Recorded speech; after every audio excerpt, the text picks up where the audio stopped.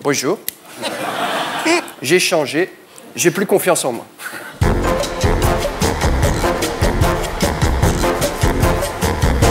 Et maintenant, j'accueille Gaspard Proust pour Elle est pas belle, la vie.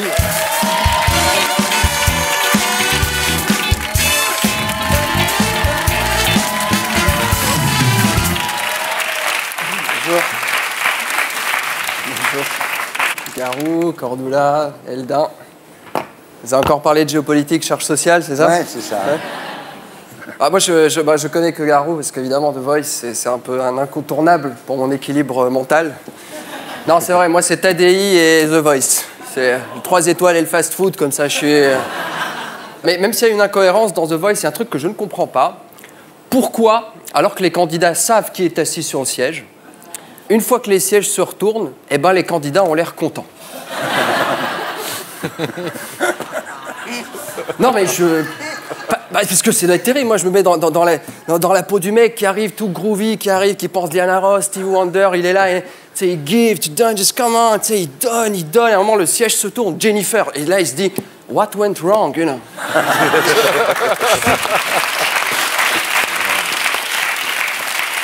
Pour le reste, qu'est-ce qui se passe en politique? Qu'est-ce qui se passe? Moi, je n'y comprends rien.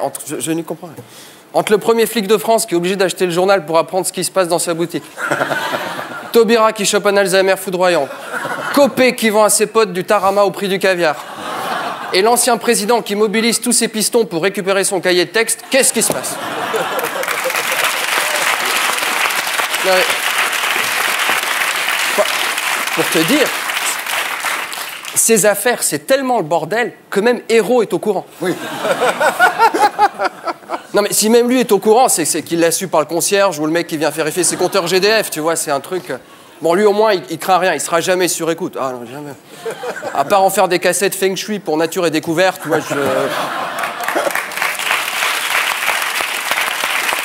Non, moi, je suis perdu parce que qu'est-ce que c'est? C'est un Sarko-gate, c'est un Flamby-gate, c'est un Taubira-gate. Qui sont les protagonistes de cette histoire? Qui? Bon, Taubira, Christiane. Alors, Christiane, moi, j'espère que tu as écouté Sarko. C'est un avocat, il est jamais trop tard pour apprendre le métier de ministre de la Justice. Donc bosse, Christiane, bosse, vas-y, écoute. En revanche, Christiane, contrôle-toi un peu dans les médias. Je t'ai vu à la télé, tu t'es agité en disant que tu savais pas ce qu'il y avait dans les documents sur les écoutes. C'est bien, mais il faut pas le faire en tenant les documents à la main. Non, moi, je suis pas là pour expliquer comment fonctionne un zoom d'un portable, parce que c'est vrai que ça va vite. Hein. Puis à un moment, tu as dit je n'ai pas menti, je ne démissionnerai pas. Fais pas des choses pareilles. Un ministre de la Justice qui cite du Cahuzac pour se défendre, c'est audacieux, mais le monde n'est pas encore prêt. Autre protagoniste, Nicolas. Ce qui lui arrive, c'est très grave. C'est très grave. T'sais. Le mec, il est ancien président de la République. Il est même pas foutu de placer un pote dans un placard à Monaco. Tu vois. Ouais. Monaco, le KGB bling-bling de la République. Tu vois, on ne devrait pas le mettre en examen pour trafic d'influence, mais trafic de non-influence. Moi, je le sens très mal, son comeback. Hein. Qu'est-ce qu'il va nous dire quand il va revenir? Qu'est-ce qu'il va dire? Je pense qu'il va faire comme ça. Je dis, bonjour. J'ai changé. J'ai plus confiance en moi. Je mentirai pas, je trahirai pas. Et si vous m'élisez, je sais pas ce que je ferai. Inch'Allah, Mektoub, on sait pas. Parce qu'ensemble... je vais pleurer. Tu vois, c'est pas... Ah oui, ça va mal. Ça va mal.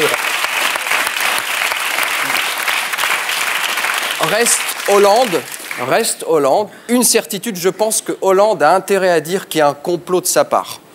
Ah bah lui, s'il peut donner l'impression de gérer un truc... Hein.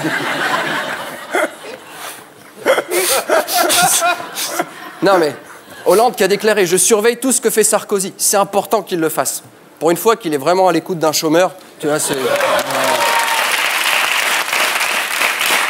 Mais... Moi, maintenant, je vais m'adresser aux gens, je vais essayer de leur donner des tips for life, you know, so you can get better, you know.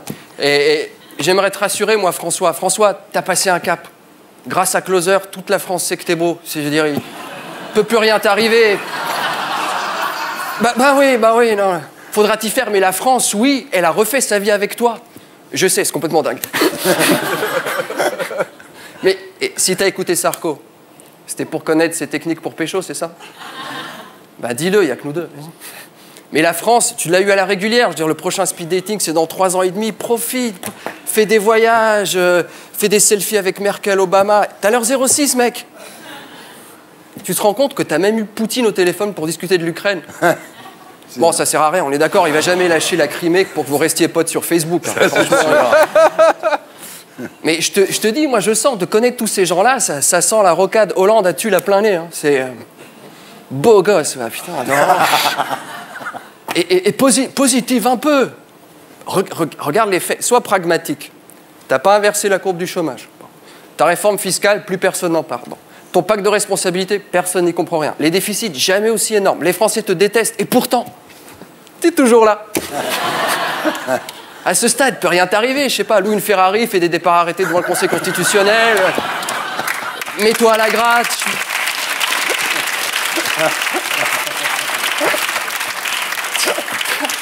3 ans, ça passe vite.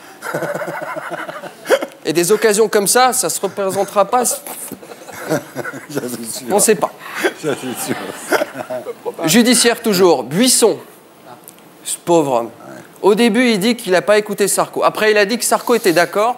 Et maintenant, il dit, ouais, en fait, c'est mon iPhone, il s'est déclenché tout seul quand Sarko était là. J'ai une question à Patrick Buisson. Où est-ce que tu as acheté ton portable? Au concours Lépine. Aéronautique.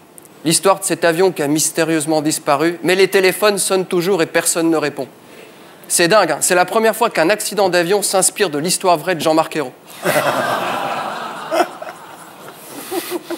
En tout cas, j'espère que SFR va se faire racheter par un opérateur malaisien. Vraiment, j'espère. Hein, parce que si même à 50 mètres sous l'océan, t'as encore du réseau, quand Orange est incapable de capter partout dans le métro, franchement... Alors, pas belle la vie? Et pour être sûr de ne rien rater de Inarditube, abonnez-vous et mettez un pouce bleu.